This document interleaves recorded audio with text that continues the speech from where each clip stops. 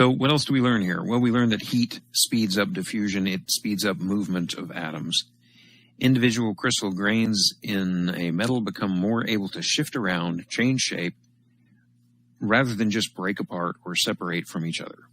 Heating can also cause crystalline structures to reorganize themselves, closing gaps, moving vacancies, shifting around to relieve stress, and joining of adjacent grains. Grains defined here as individual large crystalline structures. And so adjacent grains could fuse. So if we want to change the shape of a piece of metal, we can hot work that metal, which will allow internal stresses to constantly relieve themselves and stresses will remain low. Or we can cold work that material, which will develop high internal stresses.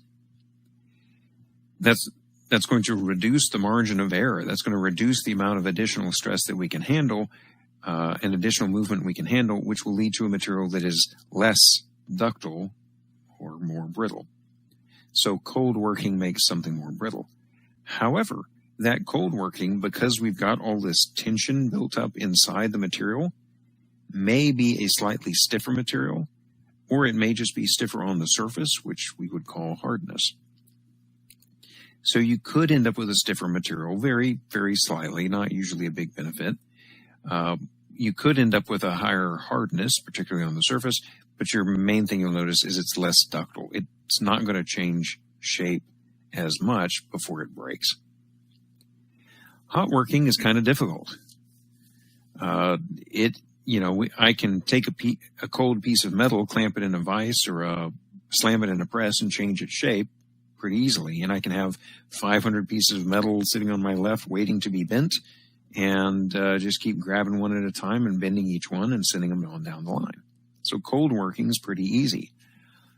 If I want to do hot work, then I can't just have a bin full of 500 parts to work on.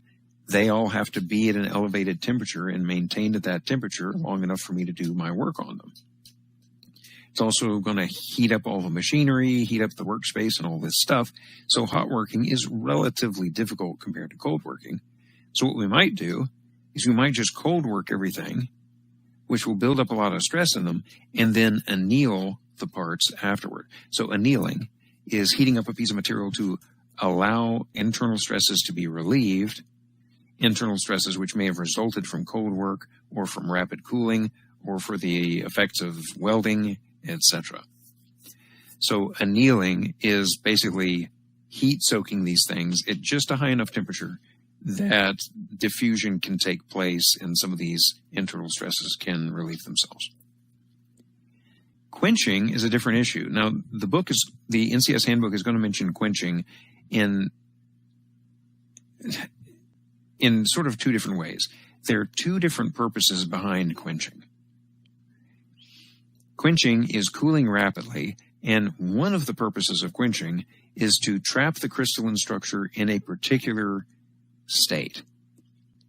Or we might say, to make it more consistent with their terminology they used earlier, in a particular phase.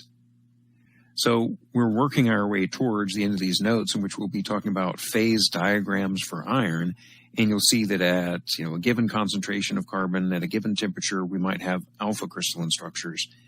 And if the temperature lowers, then it might try to turn itself into it might start out a delta and might try to turn it into an alpha or a carbide or something like that. So these different crystalline structures, these different arrangements of atoms exist or want to exist at equilibrium at different temperatures.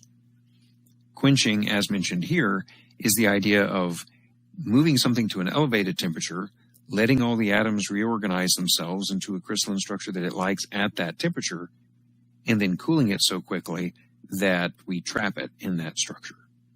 So here we're talking about quenching is cooling rapidly to trap the crystalline structure in a particular non-equilibrium state so that things that usually only would exist at high temperatures can exist at room temperatures and instead.